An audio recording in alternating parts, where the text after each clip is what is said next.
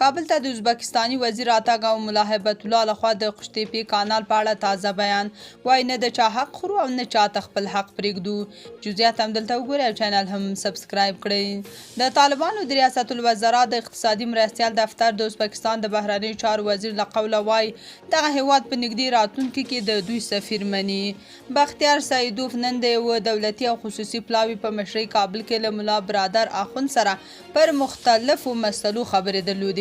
په اعلامیه کې د ازبکستان د بهرنیو چارو وزیر بختیار سیدوف په حواله ویل شوي چې هیواد یې چمتو دی له افغانستان سره د خپلو سیاسي او اقتصادي اړیکو پراخولو په موخه په نږدې راتلونکي کې په تاشکند کې د افغانستان اسلامي امارت سفیر ومني. ازبکستان تېره میاشت افغان سفارت د طالبانو ډیپلوماټ او د دې ډلې د قانونو د وزیر شهاب الدین دلاور زوی ته وسپاره.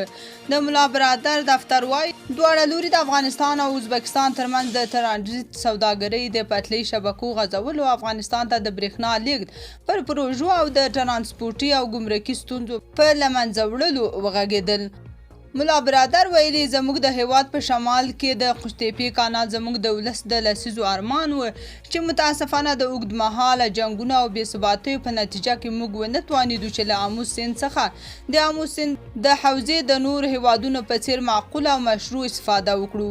زموږ د مشرتابه ملا هیبت الله جدي هدایت دی چې موږ به د هیچا حق نه اخلو او نه هم چاته خپل حق پرېږدو. موږ د ټولو حق ته احترام لرو او هڅه کوو چې د آمو سیند اوبو کې له خپل معقول او مشروع حق څخه استفاده وکړو. په دې اړه باید هیڅ ډول اندېښنه موجوده نه وي.